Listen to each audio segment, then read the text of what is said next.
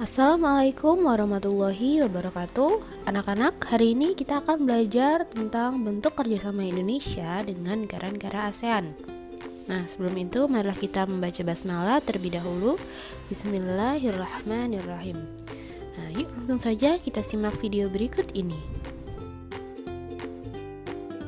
Kerjasama ASEAN dalam bidang ekonomi. Yang pertama, diterapkannya kawasan perdagangan bebas ASEAN atau AFTA, ASEAN Free Trade Area.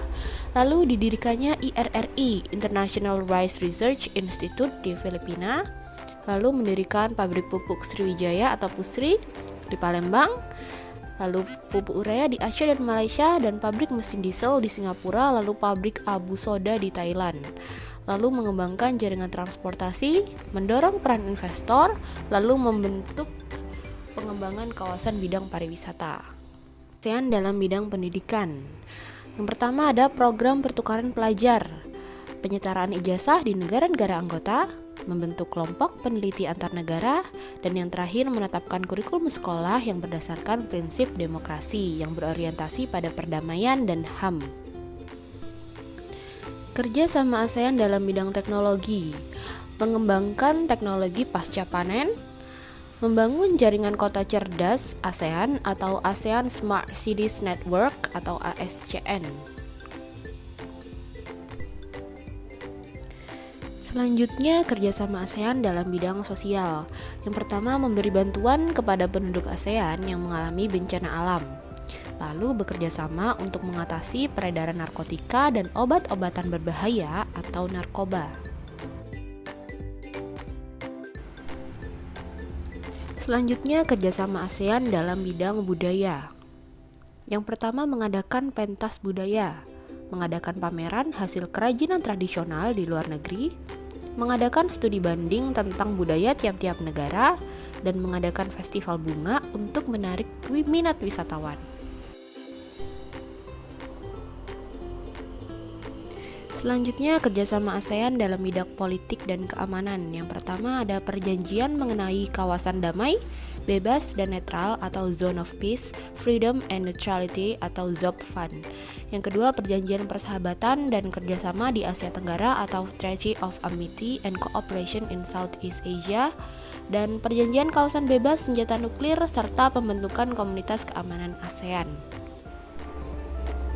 Selanjutnya ada kerjasama ASEAN dalam bidang olahraga. Yang pertama, mengadakan SEA Games atau Southeast Asian Games, mengadakan ASEAN Para Games, dan yang terakhir mengadakan AFC atau ASEAN Football Championship.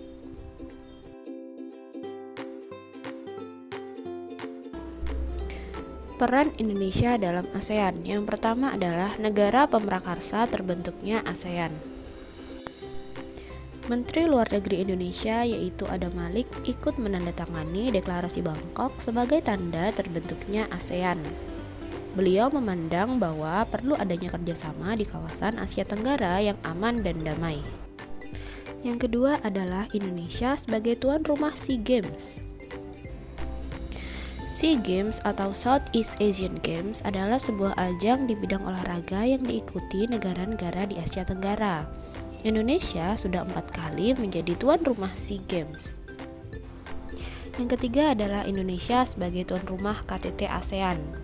Konferensi tingkat tinggi atau KTT ASEAN merupakan pertemuan kepala negara maupun kepala pemerintahan negara-negara ASEAN.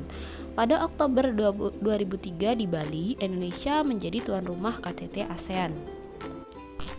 Yang keempat, penggagas dibentuknya Komunitas Keamanan ASEAN.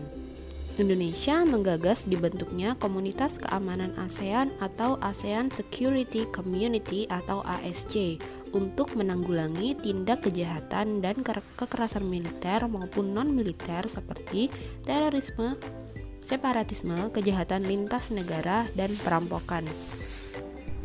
Yang kelima, penengah perundingan damai Kamboja dan Vietnam.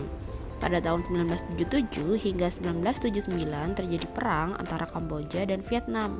Kamboja berada di bawah pengaruh pemerintah komunis Tiongkok dan sedangkan Vietnam berada di bawah pengaruh komunis Uni Soviet.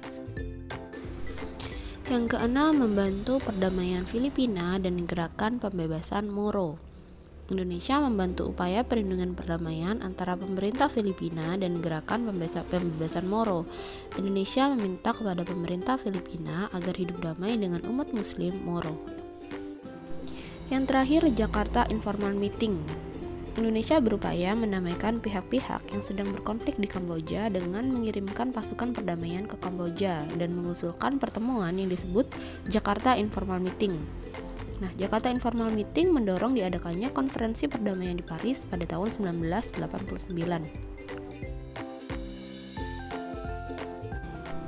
Sampai di sini dulu pembelajaran kita pada hari ini. Bu Guru akhiri. Wassalamualaikum warahmatullahi wabarakatuh.